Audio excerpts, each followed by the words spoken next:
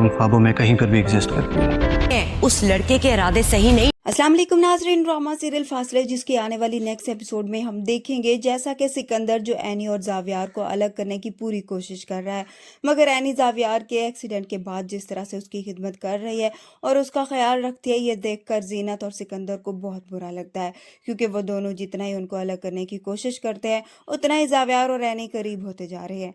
वहीं दूसरी तरफ हम देखेंगे रिदा का बाप, जिसको मालूम होता है कि रिदा और आदिल एक दूसरे को पसंद करते हैं, इसलिए वो जाकर सिकंदर से इस बारे में बात करता है, मगर सिकंदर जिसके तेवर ही बदल चुके हैं, वो रिदा के बाप से कहता है कि जिस तरह हर माँ को अपने बेटे के लिए एक आइडियल बहू चाहिए होती है, इसी तरह से ही जीनत भाभी के भी अपनी बहू को लेकर कुछ ख्वाब है और मुझे नहीं लगता कि रिदा उस पर पूरा उतरती है। सिकंदर की ये बातें सुनकर रिदा का बाप उठकर वहां से आ जाता है और आकर रिदा को सारी बात बताता है, जिसके बाद रिदा काफी परेशान होती है और जाकर वो फौरन से ही आदिल को बताने के लिए कॉल करती है। जैसे ही वो आदिल से बात कर रही होती है तो पीछे से उसकी माँ वहां पर आ जाती है और वो उसका फोन छीनकर आदिल को काफी बातें सुनाती है।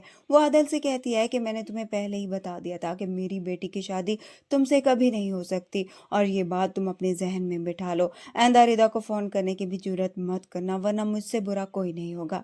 आदिल फोन बंद कर देता है तो जाकर वो सारी बात अपनी बहन शबी को बताता है। शबी अपने भाई के लिए परेशान होती है, वो जानती है कि ना ही उसकी माँ और ना ही रिदा की माँ इस रिश्ते के लिए राजी हैं। वो आदिल से कहती है कि अब तुम रिदा से कैसे शादी करोगे, हर तरफ इन लोगों ने दीवार खड़ी कर दी है। जिस पर आदिल शबी से कहता है कि मैं तो रिदा से ही शादी करूंगा, चाहे उसके लिए मुझे बहुत सारी मुश्किलात का ही सामना क्यों ना करना पड़े, शादी तो मैं उसी से ही करूंगा।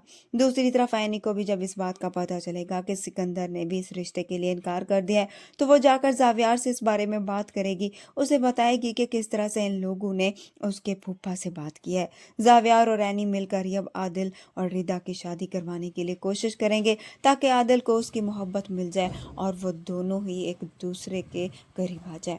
वीडियो पसंद आए तो वीडियो को लाइक कर दें, चैनल पर नए हैं तो चैनल को भी सब्सक्राइब कर दें। मिलते हैं नेक्स्ट वीडियो में। अल्लाह हाफिज़।